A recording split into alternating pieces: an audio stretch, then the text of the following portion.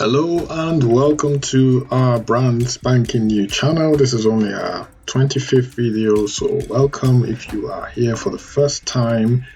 If you do like what we're doing here, by the end of this video, please like the video, share the video, subscribe to the channel and turn on your notification bell so that you are notified whenever we upload a video. So we just talk about African history, the good, the bad, and the ugly. We tend to learn from the bad and the ugly. We do not tend to learn our lessons from the good events that have happened in history.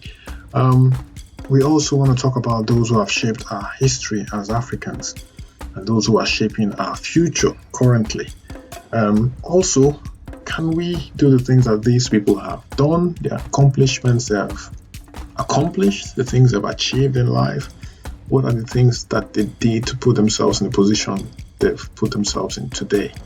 Okay, we see these people, the everyday people, at least they start off as everyday people, just like me and you, but there's something about them that has made them be the difference in their lives and in society, the wider African society as well. So can we copy what they've done, these people who've contributed positively to Africa?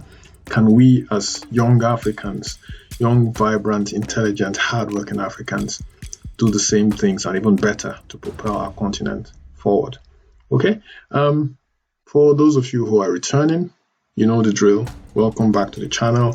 If you haven't subscribed yet and you like what we're doing, why not subscribe so that you receive updates of our video uploads as well. Do not forget to share this video. Also, turn on your notification bells. Like I said, like the video, it will help the algorithm spread this video to other like-minded people. Doesn't matter where these people are from, as long as they mean well for the African continent, they're welcome. They're very welcome. So just like you were very welcome to this channel, the Olympic rings are on this thumbnail. I'm sure you're wondering what that is about. That will soon be revealed in the video. Just stay with us. First, we must start with this event, which occurred on this day in 1993, when Azanian People's Liberation Army, the armed wing of the Pan-Africanist Congress operatives, attacked St. James's Church in the Cape Town suburb of Kenilworth during the Sunday evening service. Sechumiso Otsuba, Basi Nkumhuzi, Goinkaya Makoma, and Tobela Mlabisa approached the church, a congregation of the Church of England in South Africa, in a vehicle stolen by Mlambisa and Makoma beforehand. Nangzuma, who commanded the unit, and Makome entered the church armed with M26 hand grenades and Aru-4 assault rifles. They threw the grenades and then opened fire on the congregation, killing 11 and wounding 58. Now, this is not the sort of history that we want to remember. We want to learn from this. Hopefully, we have learned from this to secure our churches and mosques and synagogues and wherever people congregate to worship. People tend to take advantage of this places like this to attack people. It's not the first time it's happened, and sadly it may not be the last time it happens. So just be vigilant, guys. There are some crazy people around. Sadly, 11 people lost their lives on this day. Next, the year was 1992, and this was the year that the Summer Olympic Games opened in Barcelona, Spain. Now, this was the 25th Summer Olympic Games. South Africa took part in the Games for the very first time since 1960. The country had been banned from participating in international sports events because of its apartheid policies. With apartheid abolished, South Africa was able to send a team to the tournament. The team brought back 2 silver medals. So South Africa returned to the Games in the year 1992 on this day, and it was the 25th Summer Olympic Games, which took place in Barcelona, Spain. Also on this day, the year was 1990, government security forces detained approximately 40 members of the African National Congress and South African Communist Party. Among those arrested were Satyadranath Maharaj, Pravin Gordhan, Sifiwe Nyanda, and Billy Nair. They were accused of being part of the ANC's plan called Operation Vula. During 1986, the ANC launched an underground operation called Operation Vula. The main objectives of this operation were to smuggle freedom fighters into South Africa and maintain open communication links between the ANC leaders in exile at home and in prison. So the year again was 1990, when government security forces detained 40 members of the African National Congress. Well, all they were doing was trying to fight for their freedom. They were against apartheid, for good reason. They were being oppressed by an apartheid government that didn't want the blacks and whites of South Africa to mingle, which is not a good thing.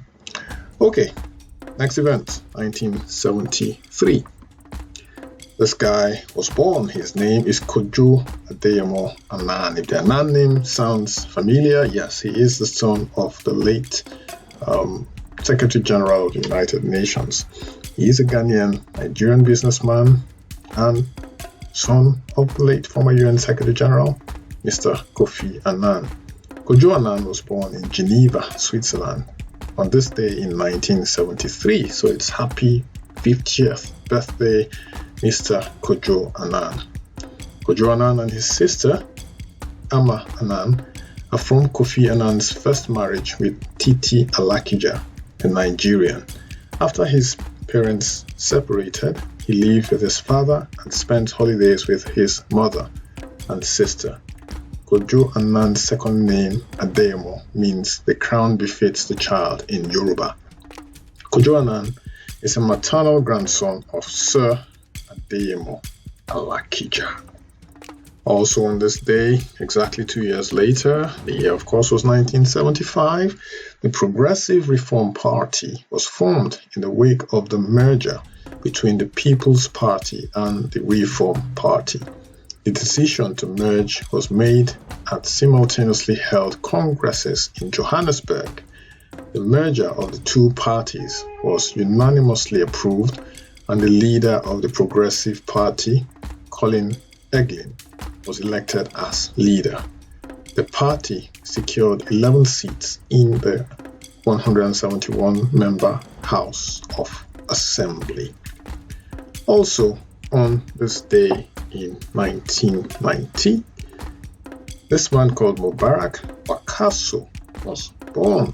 He is a Ghanaian footballer who plays as a midfielder for Chinese Super League club Shenzhen and the Ghana national team. He spent the better part of his career in Spain, starting out at Elche in 2008 and going on to also represent Villarreal, Espanyol, Las Palmas, Granada, and Alaves. He also competed professionally in Russia, Scotland, Greece, China, and Belgium. Wakaso appeared with the Ghana national team at the 2014 World Cup, as well as 5 Africa Cup of Nations tournaments. So happy birthday, Mr. Mubarak Wakaso, Ghanaian footballer who plays as a midfielder for Chinese Super League club Shenzhen and the Ghanaian national team. Last but not least is Dele Joseph Ezeoba. Born on this day in 1958, he is a retired admiral of the Nigerian Navy who was the 20th Chief of Naval Staff. He has also held several positions in the Nigerian Navy until he attained the peak of his naval career as the Chief of Naval Staff. He served as the Director of Operations, Naval Headquarters, Commanding Officer of the Nigerian Navy's premier training institution, Command Operations Officer, Eastern Naval Command, and member of the Armed Forces Transformation Committee. So happy birthday once again, Mr. Dele Joseph Ezeoba, retired Admiral of the Nigerian Navy, who was the 20th Chief of Naval Staff. So Admiral Dele Ezeoba, happy birthday, sir. Born on this day in 1958. On that note, we have come to the end of today's Today in African History. Thanks for dropping by. Visitors who haven't subscribed yet, do subscribe to this channel if you like what we're sharing. And I shall see you tomorrow, July 26th. Thanks for dropping by. Bye for now.